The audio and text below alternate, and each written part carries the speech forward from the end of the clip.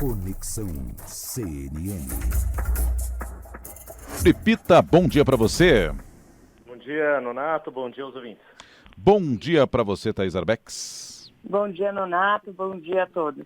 Bom, Yuri, a gente teve aí novo dado relacionado à eleição, desta vez o Ibope no segundo turno em São Paulo e Rio de Janeiro, e confirmando aí tanto em São Paulo quanto no Rio de Janeiro, a indicação de que o Bruno Covas estaria à frente do Guilherme Boulos, em São Paulo, e o Marcelo Crivella, no Rio de Janeiro, à frente, aliás, atrás do Eduardo Paes. Então teríamos Bruno Covas e Eduardo Paes liderando nessas duas cidades, de acordo com a pesquisa mais recente do Ibope. Qual é a leitura que dá para a gente fazer, Yuri?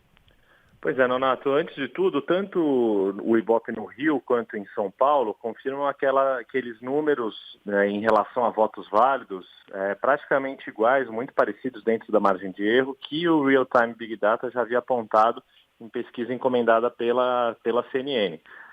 Tanto Bruno Covas quanto Eduardo Paes continuam mantendo a liderança, a vantagem que abriram no primeiro turno e conseguiram agregar, manter aí uma distância saudável. No caso de Eduardo Paes, ainda mais tranquila essa liderança do que de Bruno Covas.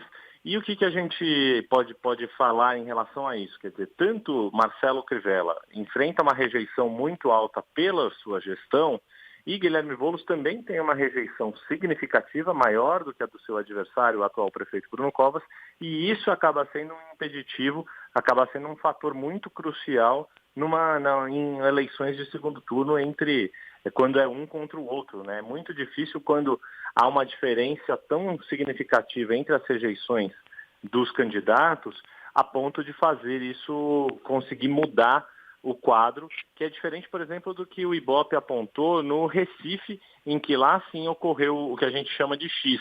A candidata do PT, Marília Reis, acabou numericamente acima do candidato do PSB, João Campos, ainda que os dois estejam tecnicamente empatados no limite da margem de erro, Nonato. Só lembrando aqui para o nosso ouvinte, em São Paulo, Covas, segundo o Ibope, tem 47% das intenções de votos e o Boulos 35%. Pegando os votos válidos, dá 58% para o Covas e 42% para o Boulos. No Rio, Eduardo Paes 53%, que dá 69% dos válidos, e o Marcelo Crivella do Republicanos tem 23%, que dá 31% dos votos válidos. Ô Thaís, dá para a gente ter um olhar mais detalhado aí para a pesquisa em São Paulo? Pois é, Nonato, quando a gente pega o detalhamento da pesquisa, a gente vê que o atual prefeito, Bruno Covas, ele lidera em todas as faixas de renda e escolaridade. O que isso significa, Nonato? Significa que a periferia da cidade continua sendo o maior desafio para a candidatura do Guilherme Boulos, porque, embora ele tenha crescido um pouco nesse segmento, na reta final ali do primeiro turno, ele ainda não conseguiu avançar entre os mais pobres. A concentração do eleitor dele está na faixa de renda mais alta. E aí a gente pode lembrar a estratégia de Boulos de reforçar a ligação dele com os movimentos sociais, como ele fez na segunda-feira no debate da CNN. Não de negar essa origem, porque ele quer justamente atingir esse eleitorado, Nonato. Perfeito. Agora, Yuri, você também trouxe uma informação para a gente a respeito da reeleição de prefeitos, que bateu recorde, de acordo com a Confederação Nacional dos Municípios, né? Exatamente, Nonato. Ontem à noite a gente deu em primeira mão no Expresso CNN essa informação.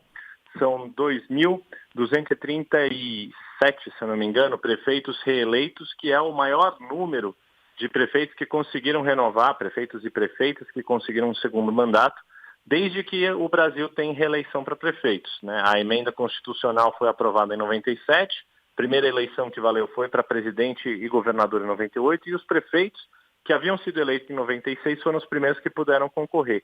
Mesmo naquela eleição, que houve um grande número de candidatos, nem todos conseguiram sucesso como conseguiram dessa vez. E aí, para a Confederação Nacional de Municípios, o presidente Vladimir Arud me disse ontem, olha, apesar das dificuldades da pandemia, os gestores municipais conseguiram dar conta do recado, conseguiram mostrar para os seus munícipes, para os seus eleitores o que fizeram durante a pandemia, e também aí uma hipótese minha que a gente observou ontem na conversa com a Mona Lisa Perrone, Nonato. Não dá para a gente negar também um efeito que o auxílio emergencial pode ter tido nos municípios menores. O que significa isso?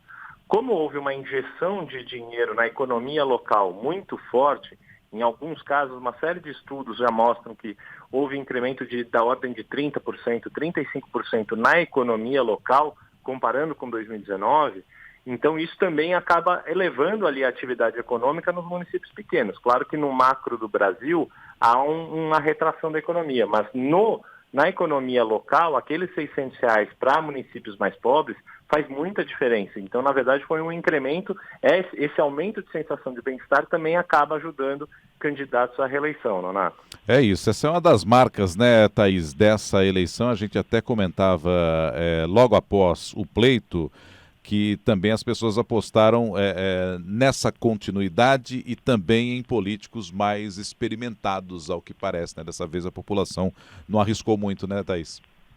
Nonato, a gente tem falado desde o início da semana que o resultado da eleição de domingo mostra, como tem dito vários líderes desses partidos tradicionais, que os políticos foram devolvidos para a política. Então, esse retrato que o Yuri trouxe para a gente ontem em primeira mão mostra muito claramente isso, Nonato. Thaís, obrigado e até amanhã, hein? Obrigada, bom dia para todos. Valeu, Yuri, bom dia para você. Obrigado, Nonato, bom dia para você, Thaís, Larissa e para todos os ouvintes. Yuri Pita e Thaís Arbex fazendo hoje conosco Conexão CNN. Essa informação aí a respeito da continuidade como marca dessas eleições municipais de 2020. Chamava atenção aqui um levantamento aí que a Confederação Nacional dos Municípios apresentou. O Yuri Pita trouxe em primeira mão lá para o site da cnnbrasil.com.br. Você tem isso detalhadamente por lá. São 2.237 cidades que reelegeram os atuais gestores no fim de semana passado. É o maior número já registrado no país desde a aprovação da emenda que permitiu a prefeitos, governadores e presidentes concorrer a um segundo mandato. Para prefeito, isso começou no ano 2000, já que era um segundo mandato valendo para a eleição de 98, que foi uma eleição majoritária, né, presidencial, e aí em 2000 nós tivemos a eleição para prefeitos e desde então esse é o maior número de reeleições.